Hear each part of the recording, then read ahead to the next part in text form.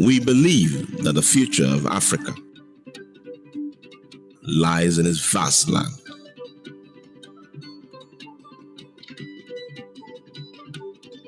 We believe the future is in the hands of those who walk the fields. For those are the hands that feed nations and ensure a better and more productive Africa. We believe in those hands, and that is why we too bring our hands in support of them.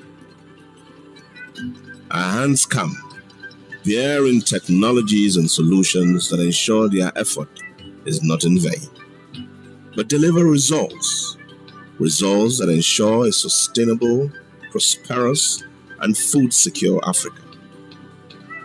At AATF, we are driving transformation of livelihoods in sub-Saharan Africa through innovative agricultural technologies that deliver results.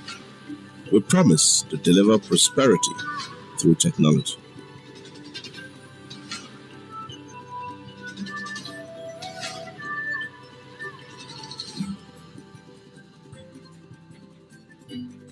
Greetings to you, ladies and gentlemen. Thank you for joining us from wherever you are. I am Dennis Mwesje-Chetere, the Executive Director, AATF. On behalf of AATF fraternity, I would like to welcome you all to our first webinar of 2021. Our discussion today will focus on management of desert locusts. Colleagues, desert locusts are the world's oldest and most destructive migratory pests. The East Africa and Horn of Africa regions are currently facing one of the worst infestations of desert locusts, causing huge crop losses and worsening food security in the affected countries. Currently, Kenya is first facing the worst locust invasion in 70 years, while Somalia and Ethiopia are experiencing their worst in 25 years. This invasion is compounding an already bleak food security situation amid the COVID-19 pandemic. Forecasts from the latest global report on food crisis estimated that over 25 million people would face acute food insecurity in the East African region. Although the total loss associated with the pest is yet to be established, the FAO estimates that in Ethiopia alone, over 200,000 hectares of cropland have been damaged, resulting in a loss of over 356,000 tons of grain. Dear audience, the locust outbreak is at a critical point. The recent off-season rains received in some parts within the region have accelerated their breeding. In today's forum, we are joined by a panel of experts on migratory pests and policy. In this webinar, we will focus on emerging trends and new approaches that could be employed to mitigate future invasions and strategies to enhance preparedness. Our panelists will discuss the following. 1, why the desert locusts are so destructive and hard to control. 2, the historical perspectives on desert locust invasion.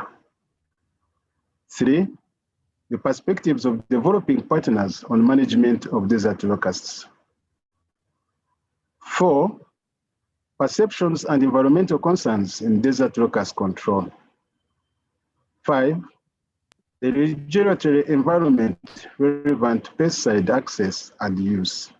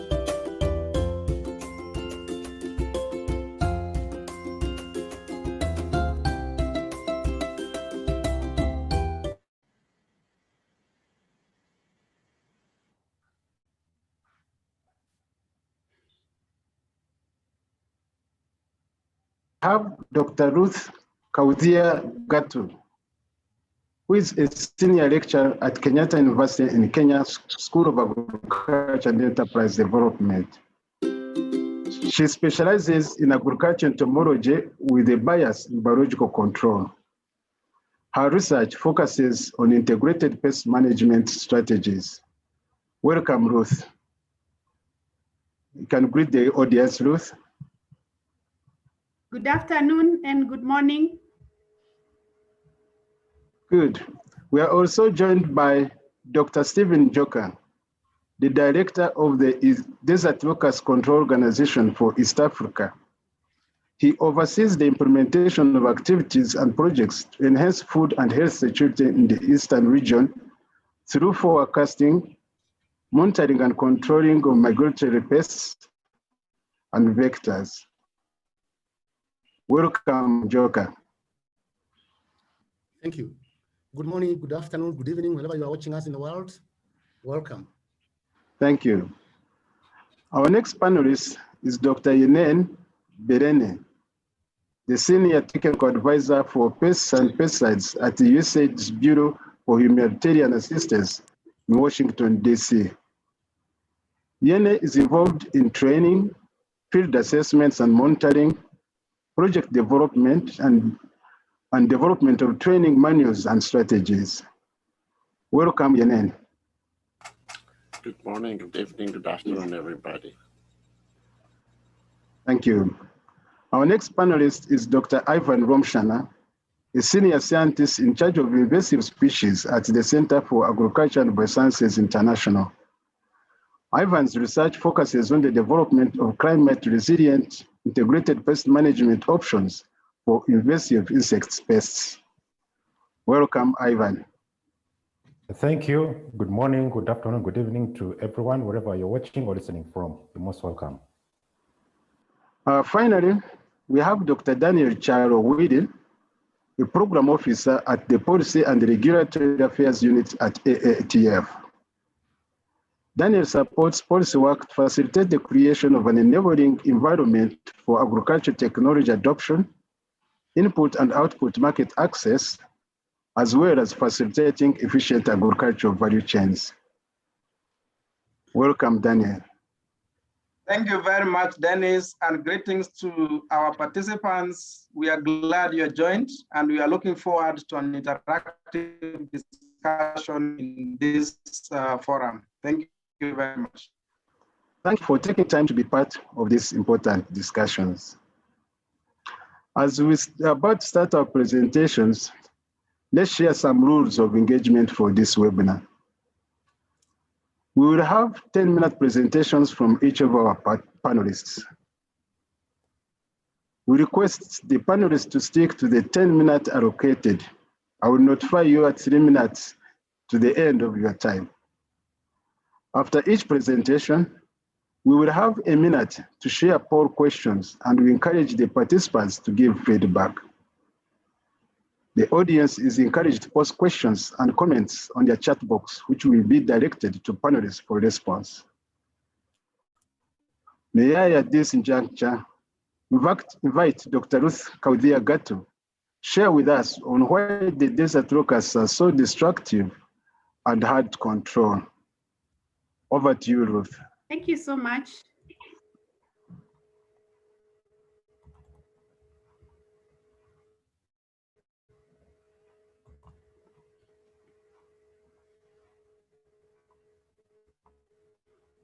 I think members, you can go to see my presentation.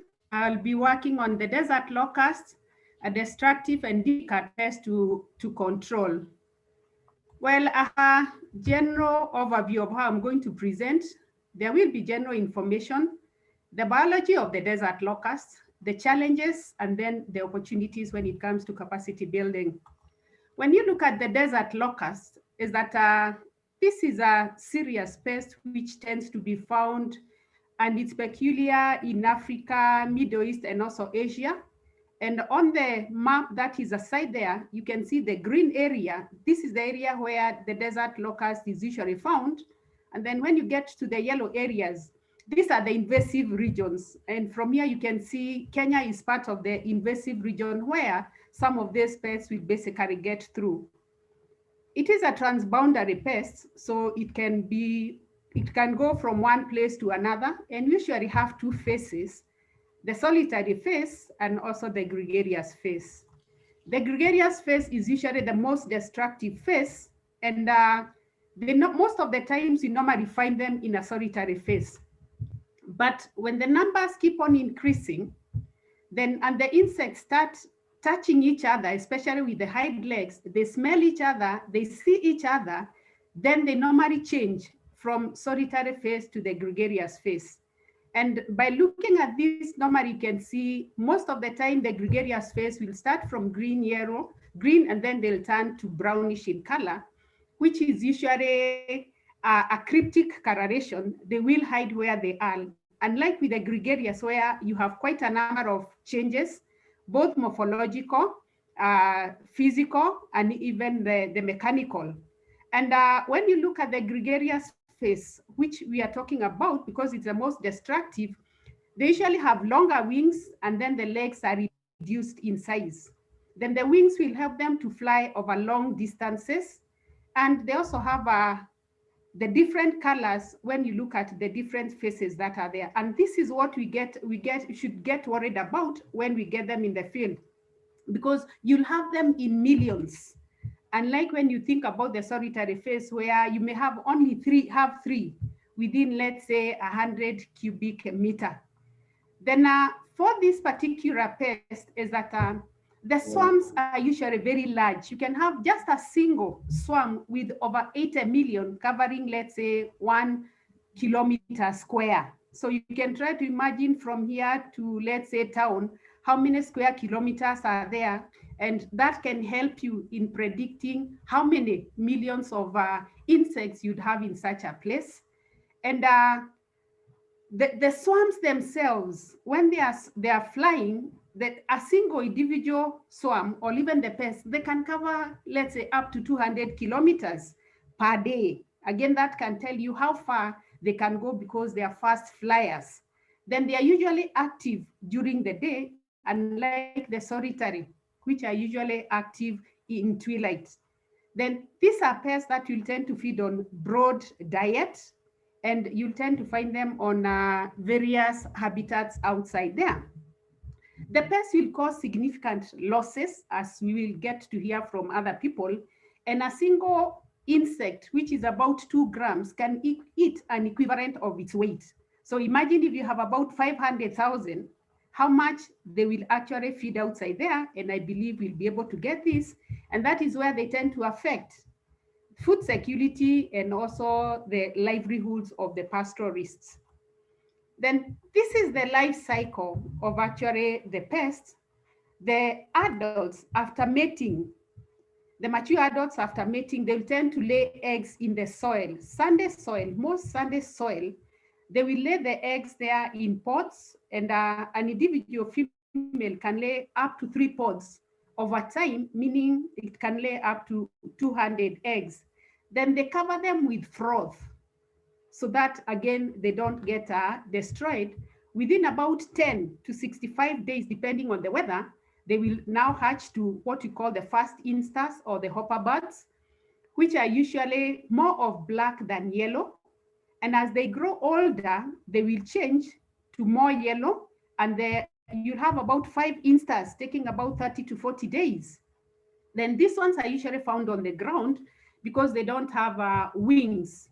Then the next stage that comes is usually the fledglings. These ones have wings, they are not mature, and they can be able to fly. They'll take about 10 or so days, depending on the weather, to become an adult, an immature adult.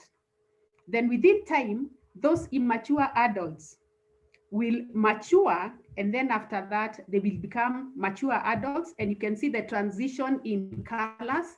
And then after mating, they copulate, they will lay the eggs in a sandy soil, and the cycle will continue. The fledglings are usually pinkish in color. And I've said if you have a swarm of about 1 million and the female is laying about 200, then that can tell you how many eggs will be laid in the moist soils. Then when it comes to the challenges, because that is where my concern is, it is difficult to control them. And one of the major challenge or problem is that this is a transboundary pest.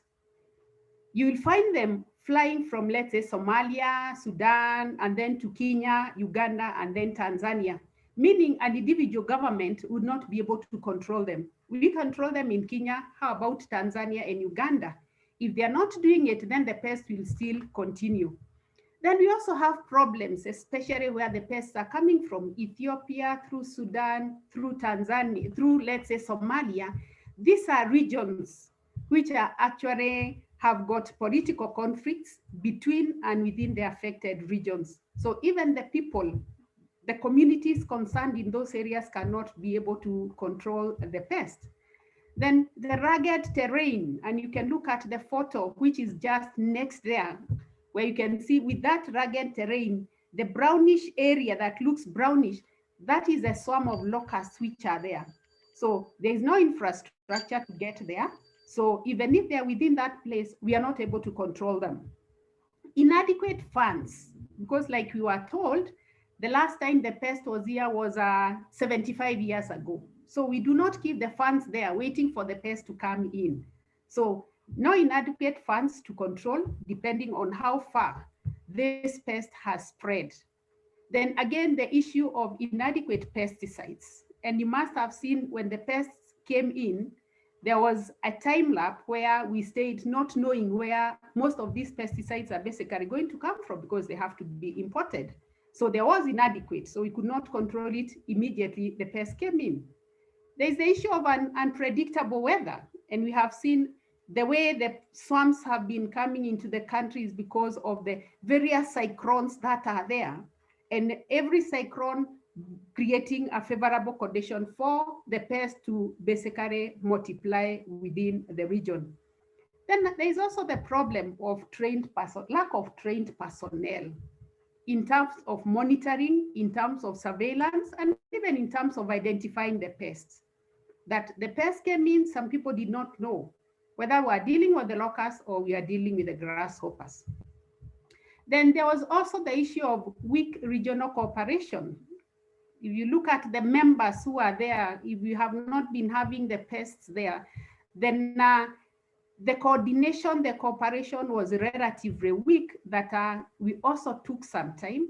And again, I've said with our neighbors to the north, you know, they have better concerns for the usage of their money other than using it in the control of the desert locust. Unpredicted time and nature of invasion. You have been told the last time the pest was here was about 70 years. So we could not predict they would come anytime soon, and yet they were here in 2019.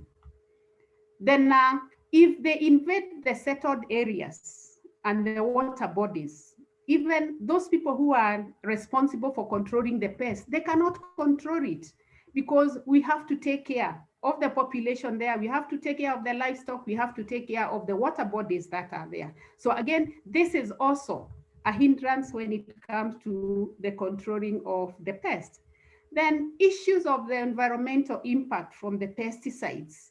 If they spray and they drift to areas where the population is, what is bound to happen to the livestock or even to the human population that is there? Then biopesticides, we rely on the usage of biopesticides. But the thing is, most of these biopesticides also get affected by UV radiation. So how much are we going to use, especially during the hot areas, use much of the biopesticides to control, especially now where we are trying to rely on the green mussel, that is Metarhizium acridium. Then the other question that I pose, devolved government within the country, did it play a part? Time up, Ruth.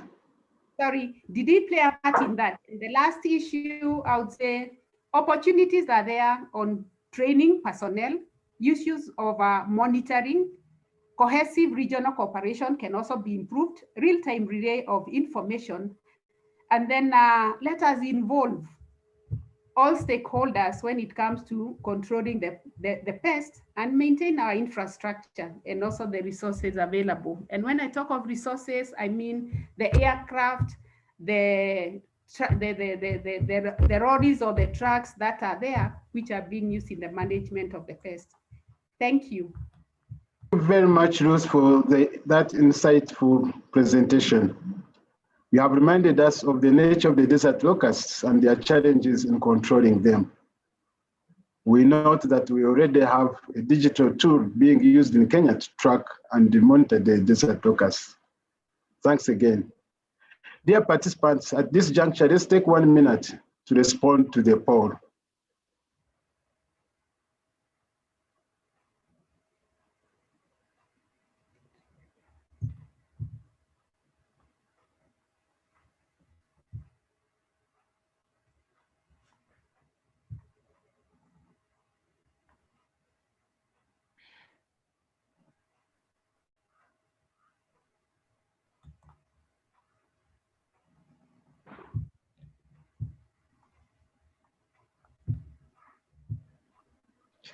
Okay, thank you very much, participants, for responding to the poll. We go to our next presenter, Dr. Njoka. Kindly speak to us on the historical perspectives of desert locusts in invasion and new approaches in their management. Over to you, Njoka. Thank you so much, Dennis. And thank you for inviting us all to this. I'm going to deal with the historical perspectives on desert locust invasion and management in the Horn of Africa. I'm privileged to be the director of the Desert Locust Control Organization for Eastern Africa.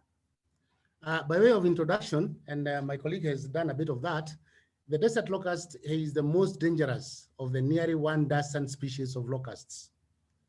The factors which allow breeding include usually good rains, suitable ecological habitats, namely vegetation, and mostly sandy soils. Wind and its direction is also a major factor as it enables the swarms to fly for long distances. The desert locust plagues have affected 20%, which is like 28 million kilometers of the Earth's surface, but they originate from a much smaller area, 10 million kilometers known as Station area. This extends from Mauritania across the Sahara to the Red Sea, the Horn of Africa, and on all the way to the Arabian Peninsula into the Northwest India and Southwest Pakistan. The Horn of Africa, which we will cover here, is the countries in the region called Djibouti, Eritrea, Ethiopia, Kenya, Somalia, South Sudan, Tanzania, and Uganda. They are very prone to locust attack, especially around from last year to now.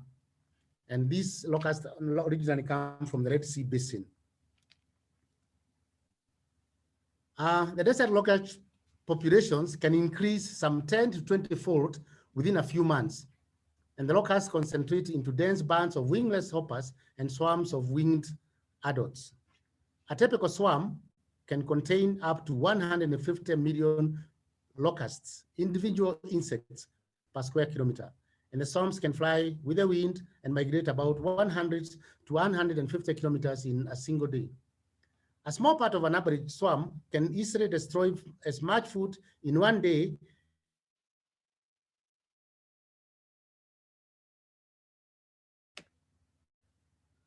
and that is quite a voracious insect. So you can imagine when there are many, how much damage they can do. Next.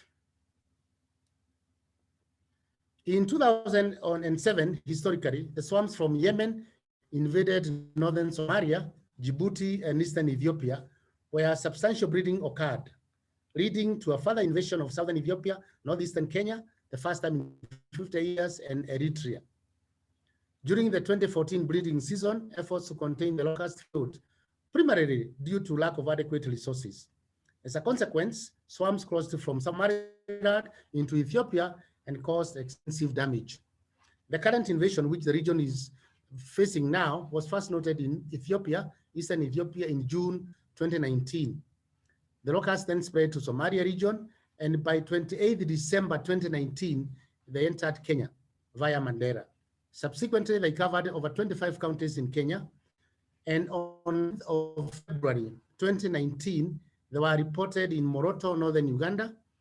And I have a good testimony of this because this is the time we had the IGAD meeting and the president of Uganda was here and he called me and we discussed about this matter and he gave us very good support as an organization. Thank you.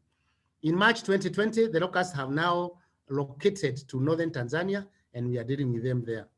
Commendably, the Republic of the State of Eritrea and Sudan have been very active in ground control of these locusts, thus minimizing their spread to the rest of the Horn of Africa. In Eritrea and Sudan, they do a lot of ground support. Thank you for that. Across the control strategies which we do have as an organization, we continue to collaborate with the member countries and partners like FAO and USAID in one, training technical staff. You realize if staff are not trained, they will not be able to deal with the enemy. Number two, we deploy spray aircrafts to contain the locusts. Largely what we do in DLCO-EA is to use pesticides to control these pests. So coupling with the other partners like FAO and USAID, we have largely been able to do a lot of control.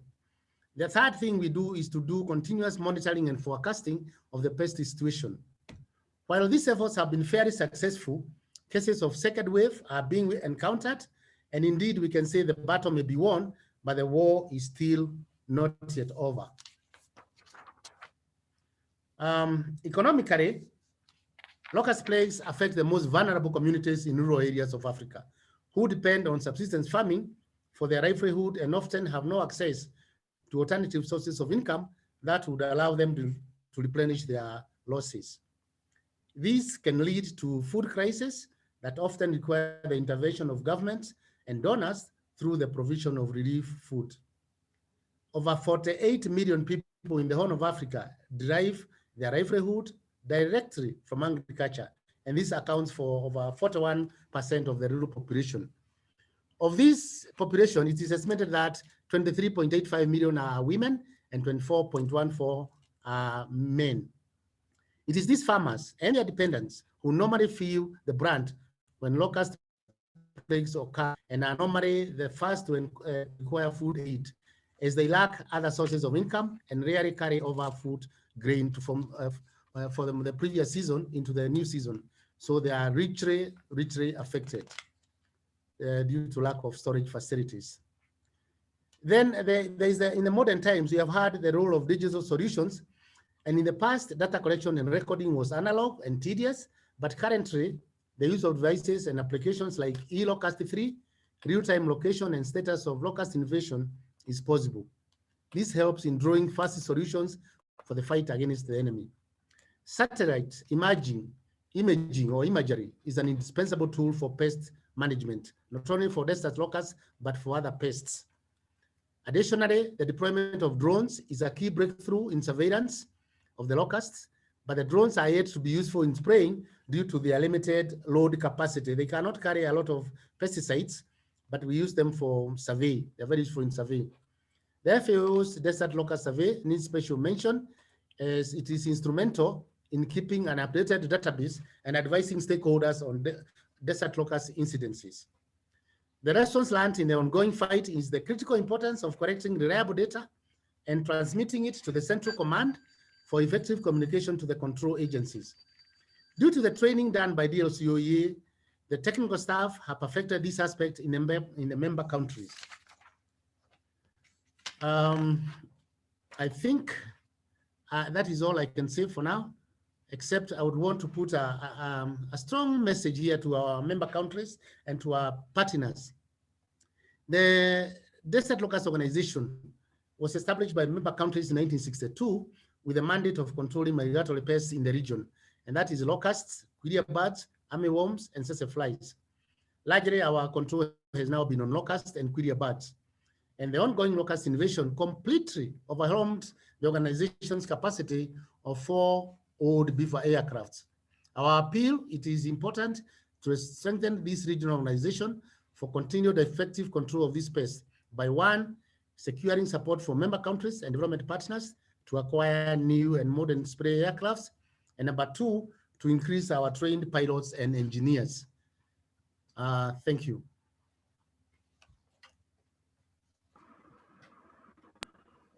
Thank you, Dennis. Oh, thank you very much for the informative presentation, Dr. Njoka. The organization has played a critical role in continuous monitoring and forecasting to control this destructive pest within the region. Now, dear participants, let's take 1 minute again to respond to the poll.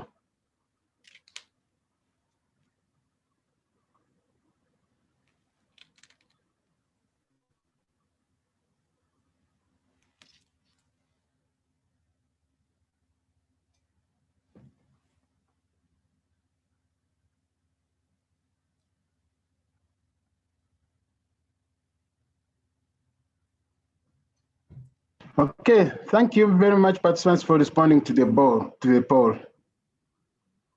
Now we go to our next presenter, Dr. Belyaneh. We are humbled by your presence today. Please speak to us about the long-term strategies for the management of desert locusts from the perspective of development partners. Over to you, Dr. Belyaneh. Thank you, Dr.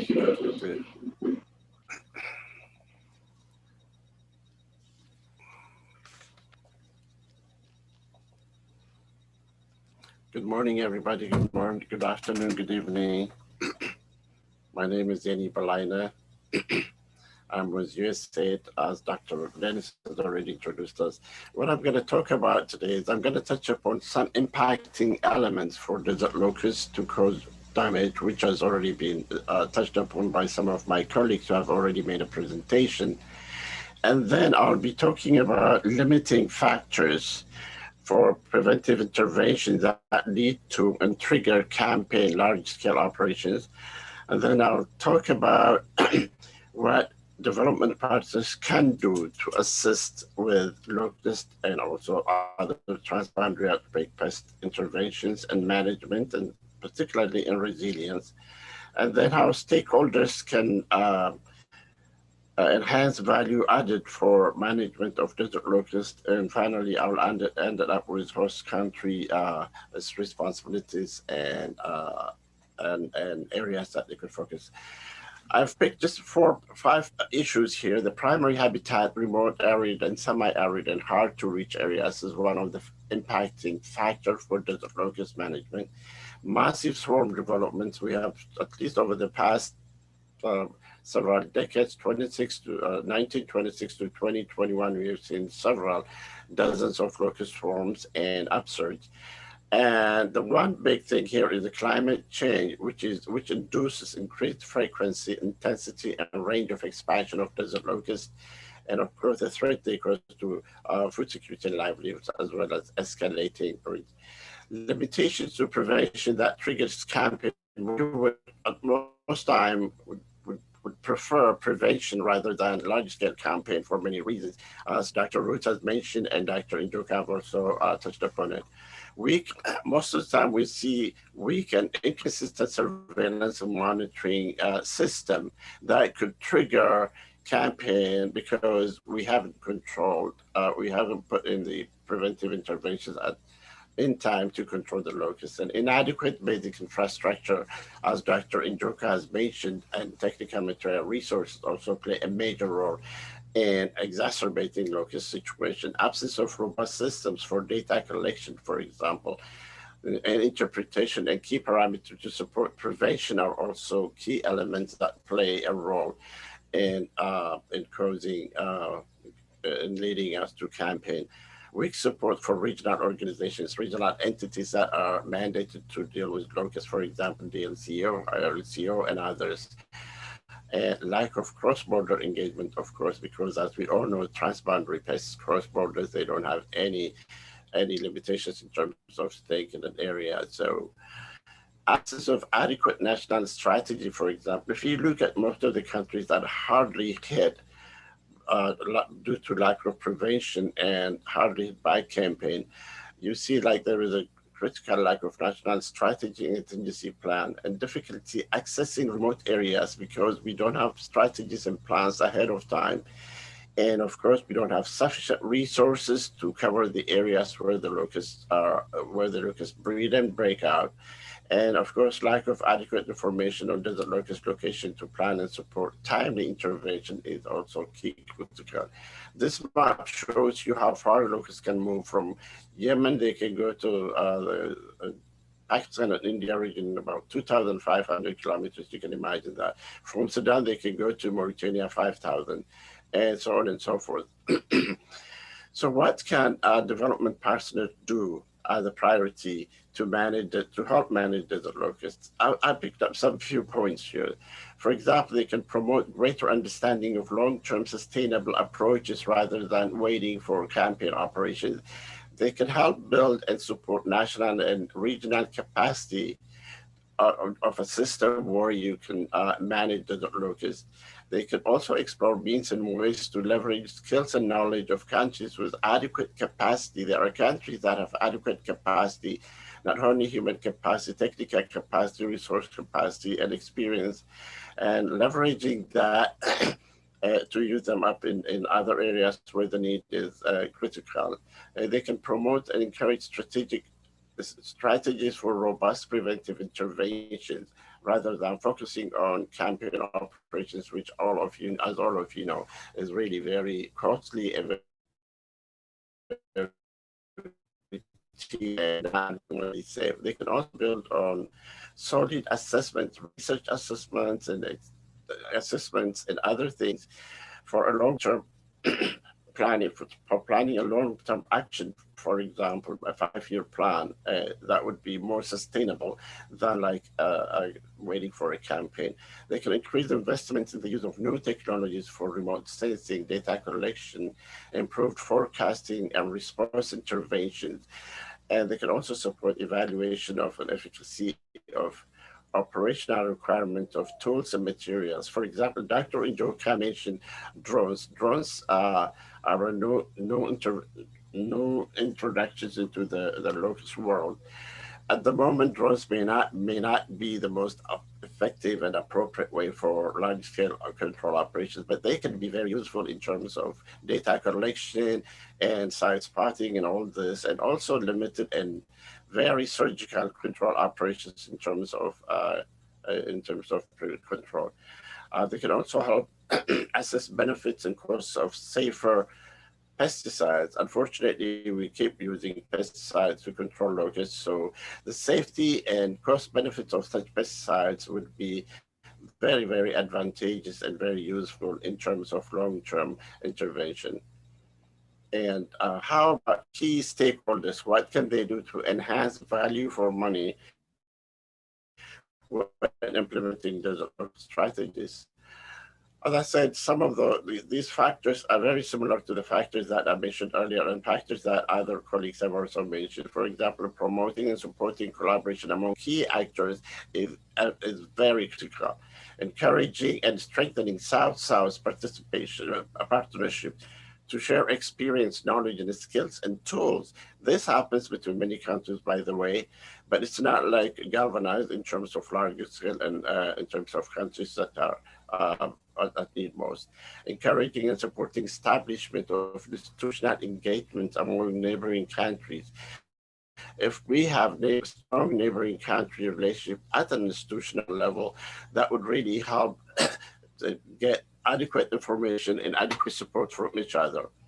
And engagement of private sector. Private sector could play a key role in developing tools and systems for surveillance, monitoring, and response and other means, and strengthening knowledge dissemination and outreach among communities. Local communities can play a major role in terms of at least spotting locusts and communicating with them. And also, if we can adequately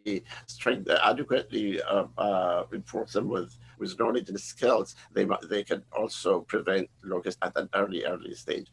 Strengthening regional entities with mandates for the transboundary pest. This is very similar to the issues that the point that I raised among the development partners, and also that Dr. Njoka had mentioned earlier. Strengthening monitoring and evaluation systems is key.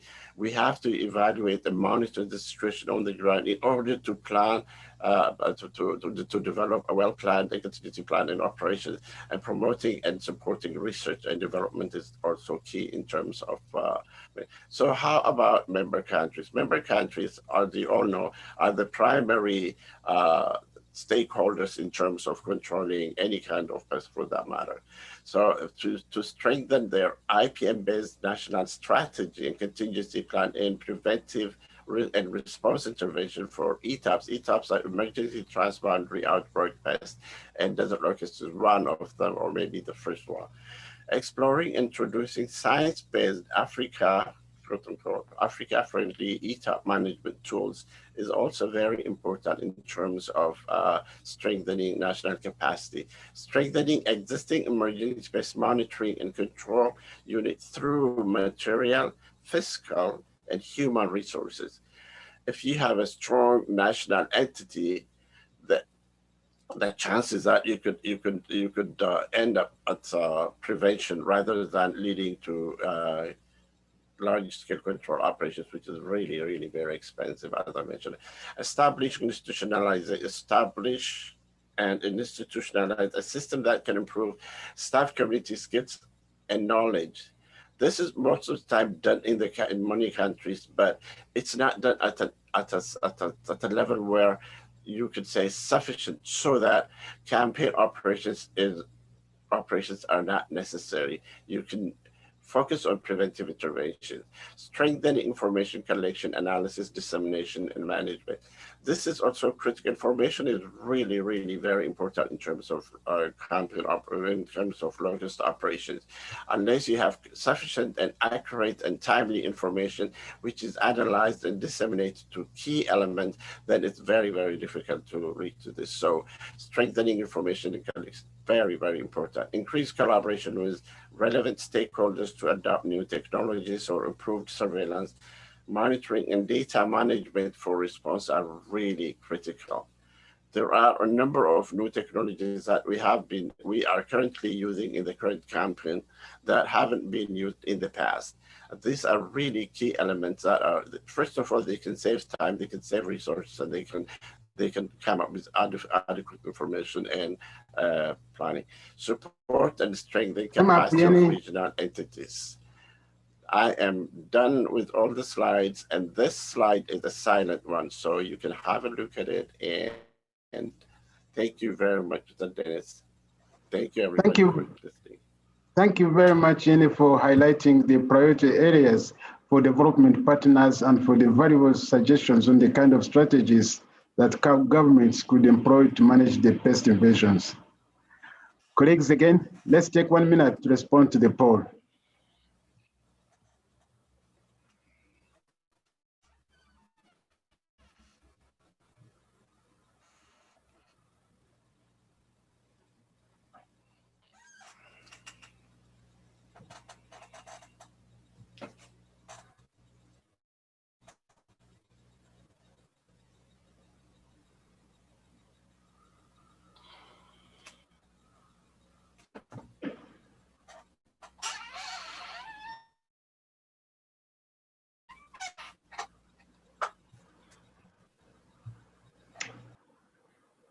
Okay, thank you, dear participants, for responding to the poll.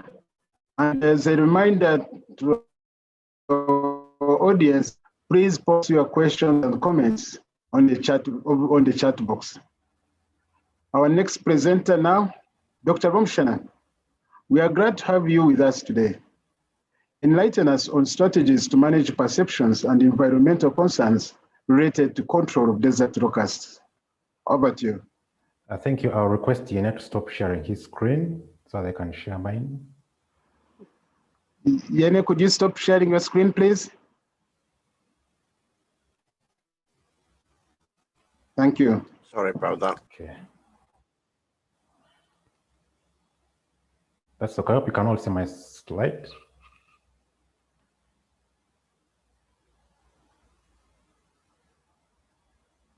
Can you all see my screen before I start? Yes, we are seeing it. Okay, fantastic. All right, then. So I want to give a talk about some of the concerns that have been raised about current control methods and how we can all work to reduce the risks associated with desert locust control operations. But before I go into depths of my talk, maybe it's good to remind ourselves of why we are into this situation where we are currently, in terms of looking at the impacts that the desert locust has had in our region. Of course, studies have been done that shows that pasture land is the most damaged when it comes to desert locusts, but we also do get significant damage on forest land as well as cropland. And there's been a study that has shown that in the Horn of Africa, on average, 38% of cropland has been affected and 48% of pasture land. And when you look at the number of households that have been affected, these are up to 69% who report very high losses. And so the desert locust has been a significant problem in terms of its impact in the Horn of Africa and Eastern Africa. And so how have people been coping with desert locusts? I mean, there are lots of methods that have been tried and are being tried, some of them out of desperation. For instance, we do know that in some instances, some natural predators can feed on locusts, but locusts move quite fast. And so this, in terms of a longer term or a strategy to control desert locusts using predators and other enemies is not very efficient. There are instances where we've been hearing of harvesting to eat locusts, people harvesting locusts and making protein, I mean, the good source of protein, and so making animal feed as well as fertilizer and manures out of them. But of course, this is also not very efficient because how much desert locust, for instance, can you harvest over a short period of time? There's a current project that has been ongoing in Kenya called Bag Picture that have been able to only harvest up to 1.3 tons per over a period of 3 weeks. And if you think of a swarm of 50 hectares, these are about 10 million tons of locusts in that space. So how much can we actually harvest to actually utilize for consumption or making producing organic manure? There's also efforts by communities where they scatter straw over roosting sites and burning, not very efficient, herding hoppers into trenches and burning or burying. And in some instances, like you see in the picture, children make noise and chase the locusts away from their fields to prevent them from settling on the crops. But of course, this is not very efficient. And as much as these methods don't have environmental concerns, they have very marginal effects in terms of management of desert locusts. And so they do play a very minimal role when it comes to management of desert locusts. And so that's where now the modern methods of desert locust control come in play, where use of ULV is applied. Mostly it's used with aircrafts, vehicle-mounted sprayers, and sometimes with motorized handheld sprayers. And this is the method that's kind of recommended by FAO and Desert Locust Control and other agencies for sustainable management of desert locust swarms that affect and invade our region and our areas and cause damage that they cause. And of course, it's quite apparent that given the nature of the desert locust and the scale of operation that you have to do, they are best done in a robust, coordinated effort, both at national level but also regionally. It's best when everyone is coordinating efforts and having the regional or international agencies coordinating and others all falling in line is a very effective strategy. And of course, this has been emphasized that individual farmers cannot effectively control desert locust swarms in their fields. It requires large-scale efforts that are coordinated by the government and other much larger agencies. But of course, even with the currently used methods, there are concerns about how they may affect the environment. There are a number of products that are currently being used, like phenyltrethione, chlorpyrifos, and 5-fioprenoid, that are highly toxic to the environment. There's evidence that these products can cause harm to either the environment, humans, or non-target organisms, such as bees, fish, and other water sources. And there's been concern, especially when it comes to human in terms of their toxicity to reproductive systems, brain development. Some of them are toxic to fish and bees, and they also persist in the environment. So if you read the WHO pesticide classification, you find that a lot of these products are classified as class 2, and they do cause a lot of these other impacts in terms of human health. But of course, there's the efforts to mitigate against this, and that's by targeting areas that have no residences or no communities living in such areas, non-grazing areas, and the level of pesticide applied, if you look at the ULV, they apply up to 0.5 liters per hectare, which in a way somehow reduces the impact that these modern methods can have. But of course, are there other safe alternatives? It's a question that we always ask ourselves, and it's an area that we want to eventually go into to have a more sustainable control of desert locusts. We have biocontrol solutions using the fungus Menace acridum. There are products such as green muscle that was produced, so developed in a partnership between CABI, AATF, and Novacrid, which contain, which only, of course, only kill locusts and doesn't contaminate the environment. It has been used successfully in several countries such as Yeneneh and Tanzania, and has had some impact in terms of controlling desert locusts to a sustainable level. And of course, they are proven to work. In some cases, better than chemical, but it's always a catch. But in order to work, you have to apply them early in hoppers before swarming starts. That's when you get the best effect of this control method. So even as we think of these lower risk methods, timing is key to apply them at a time when they will have the most impact on the desert locust. And of course, in the overall strategy is basically to prevent. I think once we can look at prevention, where we target hopper bands before swarming, it means we are using less pesticide. And as a result, we are of course reducing the risk to humans and the environment. And this is just a classic example of the effect of the biopesticide compared side by side with an insecticide. And as you can see, over time, in a period of 20 days after treatment, you could get better effect with the menace than with a pesticide. So the impact of pesticide is normally very rapid. They cause an instant reduction in terms of the numbers, but over time, you get a better effect of using biological controls such as menace. And so an integration of the two methods, I think, is sustainable, where the pesticide or ULVs using the system are targeted to the swarms as we scout and do surveillance for the hoppers and target them with menace. And over time, we can get a drastic reduction when it comes to desert locust population. In terms of technology, yes, there have been some advances we're looking at in terms of how we can also use technology to reduce risks. And one of the areas that CABI is looking at is how we can use drones for precision treatment of hoppers, targeting, of course, small desert locust swarms and swarms that are in agricultural and inhabited areas. And this is just some snapshots of data that is being collected by one of our students, just to give an indication of what happens when you target hoppers using a drone and doing precision spraying. And as you can see, we got up to 79.64% mortality. So this is some work that's still being done, collecting enough data that can inform future deployment of such technologies when it comes to desert locust control operations. And this also to showcase the work that one of our teams is doing in terms of modeling, because when one uses pesticide for desert locust control, you want your method of control to be quite effective. And so we're doing some modeling to see how long it would take, for instance, to kill up to 90% of locusts falling by pesticide sprays.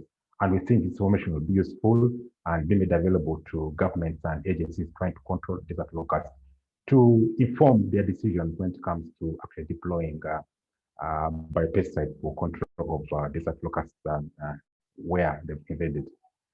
This should be my last slide, just also to show the information and some of the resources that CABI has been producing. And you're most welcome to request for these materials, and we shall happily send them to you so that you can make them available to teams on the ground, to the scouts, to extension personnel, so that everyone can know how to identify the desert locusts and the different stages, and also understand the life cycle and how to differentiate between desert locusts and the locust species.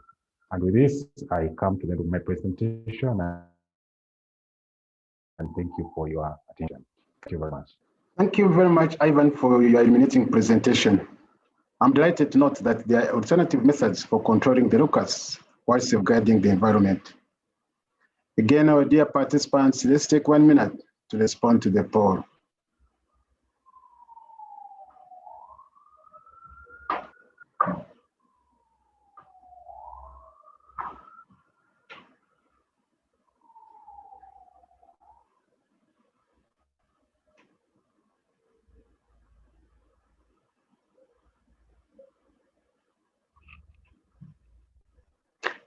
Thank you, participants, for responding to the poll.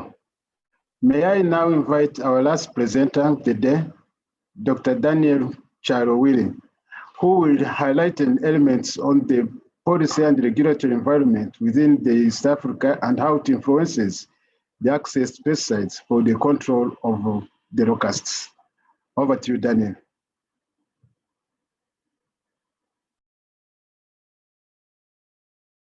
Yeah, thank you very much, Dennis, and thank you to our viewers. After all is said and done, the question boils down to what then should be done. And my presentation will contribute to answering this question from the policy perspective and looking through some of the issues that are relevant to policy makers and especially what has been going on in the East African region from the policy perspective. I think the speakers that have gone before me have talked a lot about the impact of these destructive pests. And from the good work the FAO is doing, they have been able to continue getting updates on where the pest is. And as you can see, the pest has been spreading to quite a number of countries in the region.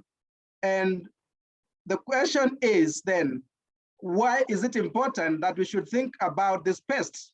And as you can see, the figures presented here are showing indeed the pest is associated with huge economic impact, and therefore that is an issue that is relevant for all of us, and most particularly the policy makers. As you can see, already 4.3 million of acres have already been treated, and that is by the end of January 2021. And also, we know that over 1 billion worth of crops have been prevented from being lost by the ongoing operations, and so on and so on. And we know because of all these huge economic impacts, it is critical that we all think together on what needs to be done. And I'm going to zoom in on why we need to create an enabling environment, which basically is just the policies, the institutions, the regulations, the guidelines that can create a good and a conducive business environment for pesticides to be accessible to farmers and also to those who are engaged in the operations. And we know it is critical so that we can ensure that we have timely access to not just any pesticide, but quality pesticides that can be able to control. And we don't want the users to access pesticides through any source, but we want them to come through the legal mechanisms of approval. And basically, we need regulations in all the stages of the pesticides, right from formulation, packaging, how we distribute them, how we store them, and even to disposal. And this issue of disposal is very critical because as you have heard from the other speakers, the pest just comes once in a while. And we don't want to pile huge stocks of pesticides that will again give us a lot of issues on how to dispose them. And therefore, all these stages have to be coordinated. And therefore, when we zoom in to the issue of desert locust control and some of the issues that are of critical importance to policymakers, I have singled out 4. There could be more. First one, we know that as we move on, technologies emerge, new products emerge, and therefore we need policies that help us to test any new products that we can bring on board and add to the already existing list of pesticides. And also we know that this is an emergency pest, and therefore sometimes when it lands, we may not have the sufficient quantities of the pesticides that we need to deal with it. And therefore we need regulations that can help us to register something on emergency basis. And I think we learned this lesson recently when the fall armyworm invaded Africa, and there were very good products that could be used to control the fall armyworm, but it was not possible to use them in certain countries simply because they were not registered and simply because there were no provisions to register such a pesticide for emergency use. And likewise, in the control of desert locusts, the same scenario is possible. And therefore, we need regulations that can help us to handle emergency situations in a better way. It has been said that this pest is a transboundary pest, and therefore, we know that its control also needs transboundary sort of strategies. And this, of course, have to be handled by coordination at a wider regional space. And one of those spaces is either through the regional community economic blocks, such as East African Community, COMESA, SADC, ECOWAS, among others. And of course, stewardship issues. I think Ivan has talked about environmental concerns, and therefore, there are also a need for regulations to regulate how some of the control measures should be done and dispose of the pesticides. And therefore, ladies and gentlemen, it is very critical to note, because of these issues, transboundary pests need also transboundary solutions. And one of the most important ways through this is regional harmonization of regulations.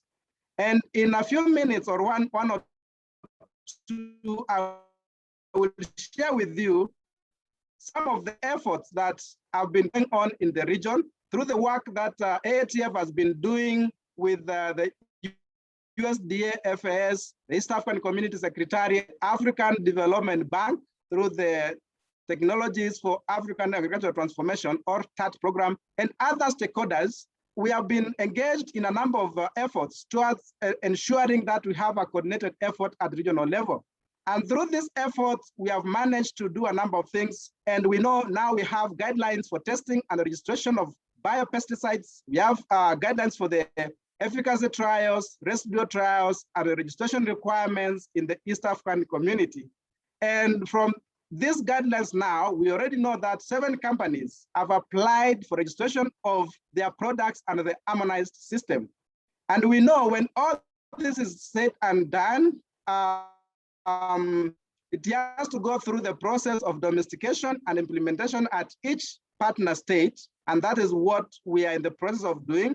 And also we know that once all these systems and guidelines and regulations have been adopted at country level, we will reduce the time and cost that is associated with testing and registration of pest control products across the member states of EAC and also in the other regions. And that's what we are aiming at, because once a product comes and we need to use it, it requires a lot of effort to push it through. But if we have a harmonized guideline at regional level, it will take very short time to bring on board and register a product. And therefore, that will fast track efforts towards controlling of such invasive species. We still have a few areas that have gaps and some things needs to be done.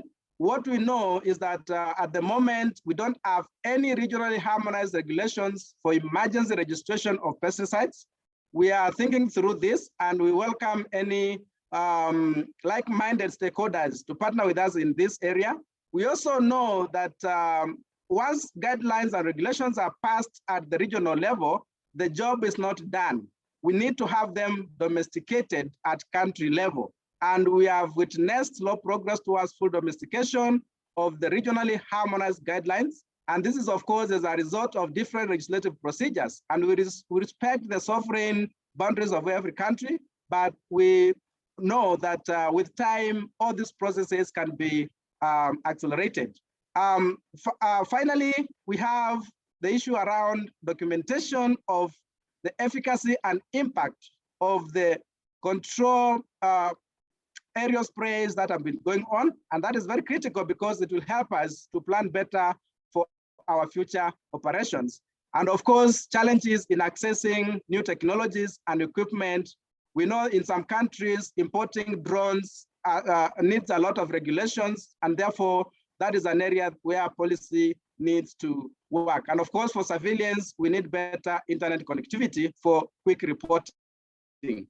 And to conclude, yes, indeed, we know that the locust, the desert locust, has huge economic importance, and it needs action from policymakers, not just at country level, but also at regional level. And we know that a conducive environment is very important in enhancing the efficiency of the control operations, and particularly this can be done better through regional harmonization and also through implementation of such regionally harmonized operations. Moving forward, we know that this is not the last time we are witnessing the desert locust, and therefore some of the lessons we are learning here can help us to prepare better for the future invasions. So ladies and gentlemen, those are the few points I wanted to share with you. And I would like to appreciate some of the partners that we've been working with in this work. Thank you very much. Thank you, Daniel, for sharing your experience. I commend the governments in the region, the East African community, and all other partners who are engaged on the ongoing efforts to create a conducive policy environment for pesticides subsector. Colleagues, again, let's take a minute and run the poll and answer the poll.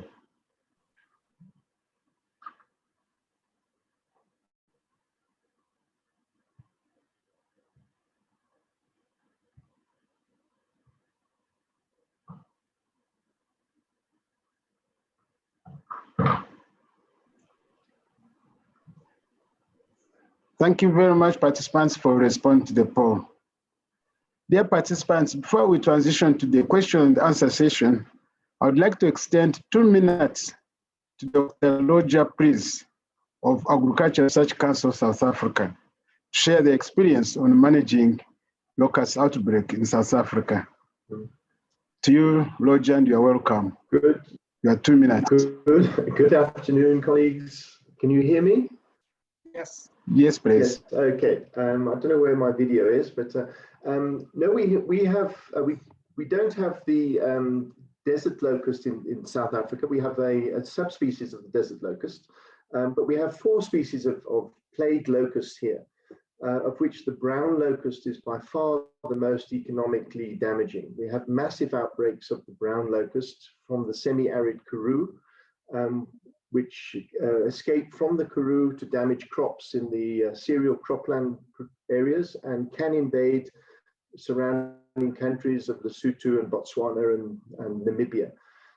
Then we have the African migratory locust, which causes local outbreaks in cereal crop areas. There's also been a big African migratory locust outbreak this year along the Zambezi River in Zambia and in Caprivi, and also in southeastern Zimbabwe. And the red locust is also causing trouble. There are high populations of red locusts in Malawi and Mozambique this year. Our southern African desert locust, which has been geographically isolated from the North African desert locust for probably thousands of years since the ice ages, that just occurs in small populations in the Kalahari Desert, and it's related to your desert locust, but it doesn't swarm on anything like the same frequency or scale. So we have a lot of locust outbreaks here, and we have ways of controlling locusts which are different. We don't use aircraft, we use ground vehicles and knapsack sprayers and motorized sprayers of various sorts. But we have very similar problems, so it'd be good to collaborate and exchange ideas and exchange experiences. Thank you, colleagues.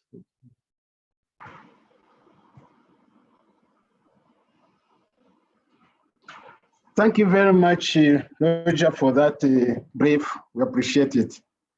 Now we are going to take some sample questions posted by the audience on the chat. We shall take 1 question each to 1 panelist, and then if we still have time, we shall go the rest. But most of all the questions will be answered and will be found on the chat. I will start first with Dr. Ruth. There's a question from Vitumbiko, and it is, what has been the role of IGAD and EAC in pushing for mitigation mechanism at the regional and Africa level?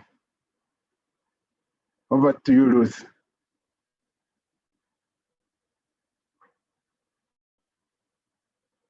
I hope you are still there, Ruth.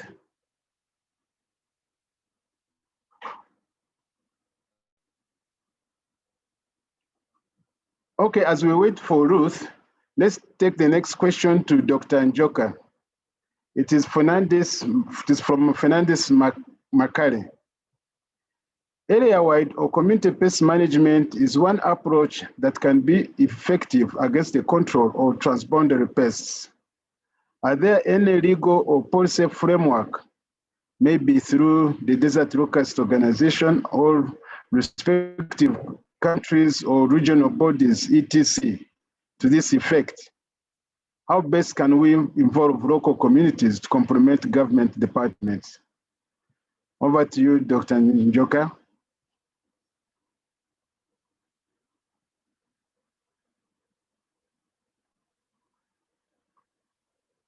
Are we, our panel is still connected? Yes, thank you, Dennis. I got the question like asking whether we have a legal framework on pesticides and how we can involve the local communities. Yes, please. We have a range of pesticides in the region which are recommended for control of desert locusts. And these pesticides are imported by the member countries through the plant protection departments. And then those are the pesticides which, as recommended, are used for control of the locusts. DLCO-EA comes in by offering aerial apparatus, that is the aircrafts, and we use our aircrafts to spray those pesticides into the region. For the participation of the local communities, it is very hard. I know a lot of our people do eat insects, and they are delicacy actually, and there is no harm in eating them. But we like to caution them that maybe they don't get the insects which have been sprayed because they are already poisonous, but go for the insects which are not sprayed. Indeed, that makes it a very challenging task. I saw also a question from Ivarin asking how we can do that, but it's a very challenging one. But if our members of the communities can go and get the insects which are not sprayed, that would still be okay. Of course, I saw in BBC the other day, people are trying to use that, the insects for livestock feed. That is okay. But the challenge is how to harvest them. It is unlikely that you can divert locusts into one place and harvest them. So let us see them for now, the insects as a pest and not as anything else. The other one is opportunistic, where you can use them as food. Thank you.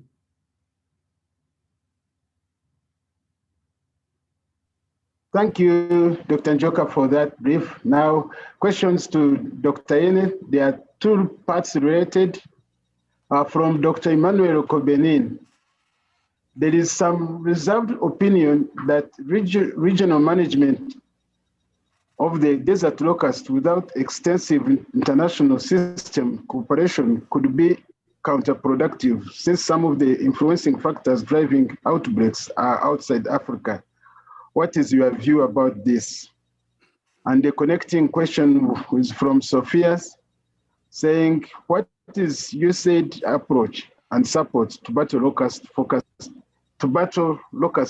focused on? Over to you, Dr. Yeneneh.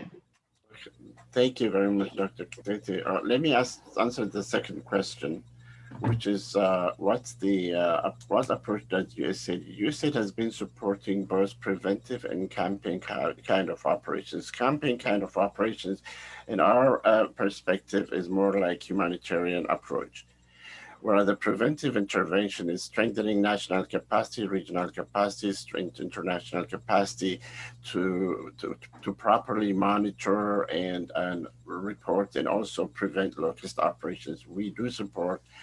We've been supporting all this even to this day.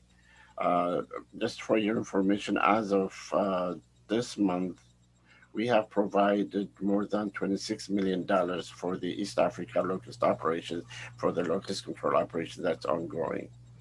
So, and at the same time, we have projects with FAO to support locust research and and capacity strengthening in several places, particularly in Central Asia and the Caucasus. But before that, we've been supporting desert locust capacity strengthening and capacity building through FAO with the Empress program, and that it goes back to like 1997 or something. So in short, we do support both preventive interventions, which involves capacity strengthening, as well as campaign operations. In terms of regional approach, locusts are transboundary. They don't stay in one place. So if you control them in Kenya, and if there are some that are left over, they would go to Ethiopia or Tanzania or somewhere else. So collaboration between countries is the key issue. And not only that, it's not Kenya and Tanzania, it's just an example. It's more than that, it's more than the region. Now we're looking at Eastern Africa, which is the region. Organizations like Desert Locust Organization for Eastern Africa, for example, that's been around for decades, has played a major role in at least monitoring and capacity strengthening and all this. But then again, if you don't strengthen organizations like this, weak regional organization is as good as nothing. Honestly, I'm sorry, I'm not underplaying it. But if it's weak, if it's not strengthened, if it doesn't have the fiscal capacity, material and human capacity, then that organization is almost like as good as probably like a weak national emergency transboundary pest control unit. So it's not only that DLCO by itself is not going to control locusts that are in Eastern. Let's say, even if it has the capacity to control, locusts are also going to come from somewhere else, from Yemen, from everywhere else, Sudan or whatever. So that's where you have to step into an international global strategy for desert locusts.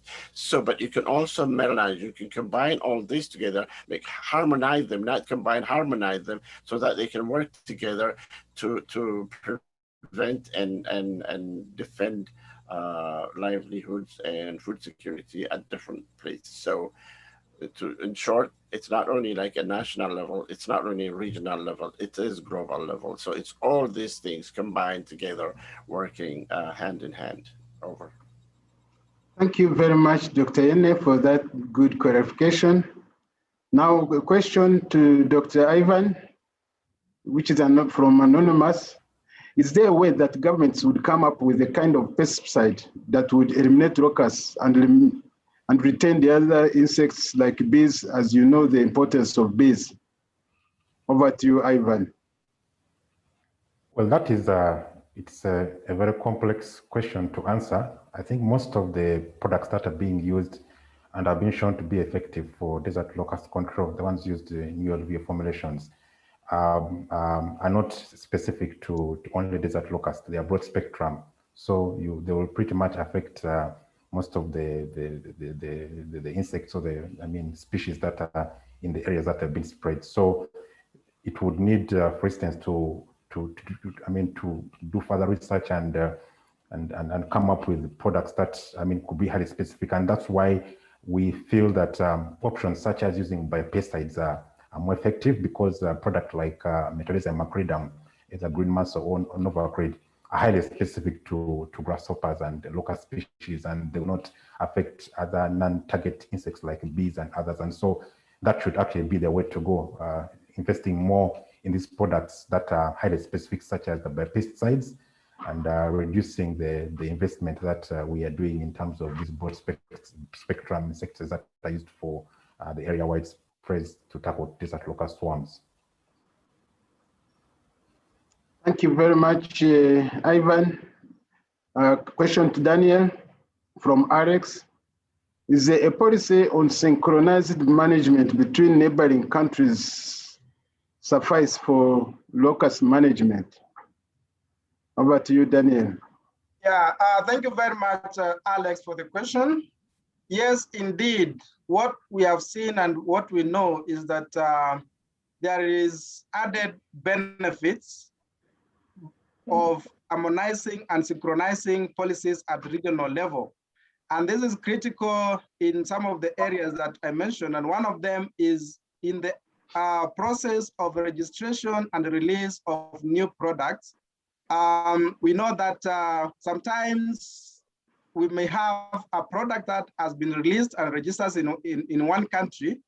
And since the pest is crossing to the neighboring country, it becomes a challenge to use that product in the neighboring country. And therefore, if there is an harmonized way of handling pesticide testing and registration, then it becomes much easier for the country that has not yet released to use the data in the neighboring country, so long as they are within the same body. For example, let's talk about the East African community. So if one East African community member has released a product that can work effectively towards the control of the desert locust, then the neighboring country that is facing a similar challenge can take a shorter period to register that product. And therefore, yes, there is value in harmonizing efforts towards control of this pest, simply because it is a transboundary pest. And the efforts should not just be around policy and setting the legal framework, but also in joining hands in the control efforts. And I think that is why the organization that is led by my good friend here, Dr. Njoka, that is why it was founded, so that we can have a coordinated intergovernmental approach towards the control of the desert locusts. Thank you very much. Thank you very much, Daniel. I'm wondering if Dr. Ruth is available now. Ruth, are you there? Yes. Okay. So there is a question. The first one was kind of touched on by the other panelists, but one question direct to you now is, can people differentiate between speed and speed? I think what I would say is that might be when it would be difficult. For one, it is easy, and I would also say it's a bit difficult, because if you're dealing, let's say, the locusts that have been sprayed with pesticides, there's that immediate knockdown that you'll find on them. Most of them will die.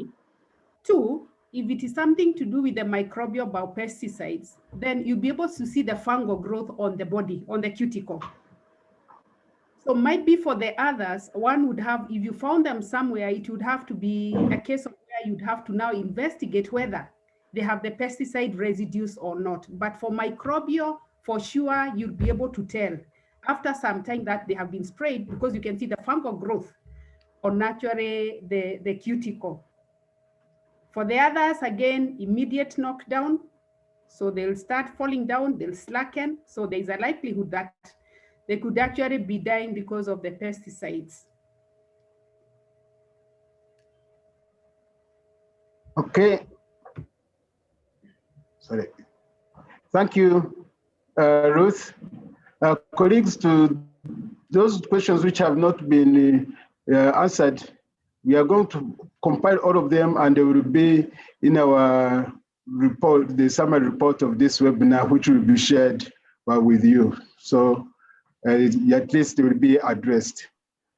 Now, as we wind up, let me extend 1 minute to each of our panelists to give their final remarks. I will start with Ruth. Just in a minute, your final remark, your parting shot. My parting shot is we need to have all stakeholders being involved. Let us train people in the rural areas when it comes to identification of the pest, and give them the gadgets so that they can be able to report to the necessary authorities when the pests are spotted somewhere. Thank you. Thank you, Ruth. Over to you, Njoka. Thank you, Dennis.